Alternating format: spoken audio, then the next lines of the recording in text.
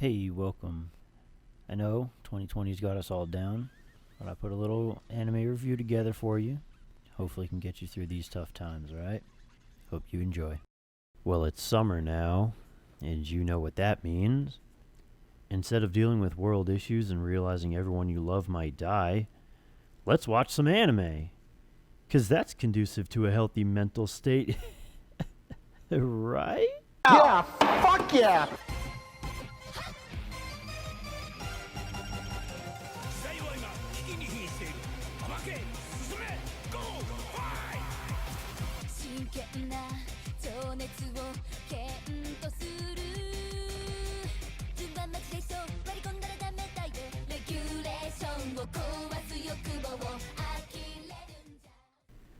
Well, today we'll be looking at my top pick for the season, and if you can't read the title, then this show's comedy may be a little too highbrow for you. Akiba's Trip the Animation is the physical expression of what happens when animators actually have fun doing their job. Now, I'm not going to say this show is up there with the greats, such as Naruto, Fate, Zabumafu. No, it really is different strokes for different folks, and this right here has been stroking me since episode 1. It paces the plot and comedy in such a way that it holds your attention for all 20 minutes every episode. And if you go in expecting a Shakespearean plot, you will be sorely disappointed. This show was written by Degenerates, for Degenerates. You know, like you and me. And I suppose at this point I should take a moment to discuss the characters and plot. This story follows Tomatsu in his otaku lifestyle. And like all otakus, he goes to Akiba to get his rocks off. He later meets this chick Mayonaka, and like all women, he gets caught up in some BS and gets murdered a few scenes later. One exaggerated kiss later, and he's out here pretending he's goddamn Superman. Did you see that?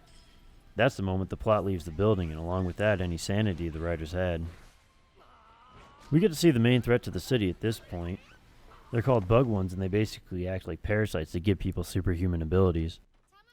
Now, that may appear as a kind of boring threat at first, but as I said before, any sense of sanity is gone at this point.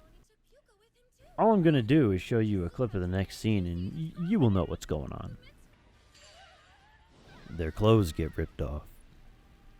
And they die. That's the show. Fuck my pussy with a rake, Mom. Now, I wouldn't be doing my due diligence if I left it there. No, as I alluded to at the beginning, this show's comedy and pacing is where it really shines. The writers knew there was little to no substance in the premise alone. They had to design the characters in a way to keep you entertained. Tomatsu alone has been written in a way that moves the characters towards the next themed villain of the week. Such as when Tomatsu gets into amateur radio and subsequently a radio tower themed villain appears.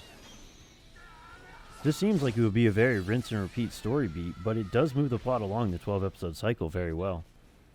Yes, the show is stupid, but it is self-aware enough to know that. And that's why I like it. It's stupid and knows that it is stupid, but the end result is great. The show doesn't take the time to explain itself at its most ridiculous, and therefore doesn't slow down at any point in the story. You know, like some other shows I know. I'm looking at you, Kill la Kill. The show even reminds me of Kill la Kill's art style and all its quirks. But unlike the show with twice the budget, there isn't needless CG burning my eyes in every important encounter. I have a very low tolerance level for stupid bullshit. I'm not going to say the animation is anything special, though. It's fluid when it needs to be, and the still frames don't detract from the overall narrative. I will say this show has me smiling and laughing more than anything else with this amount of fan service. And I do believe that everyone that has some free time should give it a watch. Now, I know what you're about to say. Mr. Sauce Packet, why don't you say a little more about the history of the show? And to that I say, that's very polite of you, I'll do just that. This show is based on a 2011 game for PS3, and somehow it got 4 sequels and an anime adaptation. Now, I don't know if it's a good game, but I've never heard of it.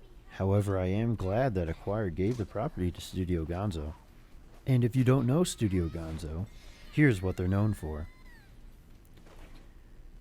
Now, if this show had to describe itself to me, I think it would go something like this.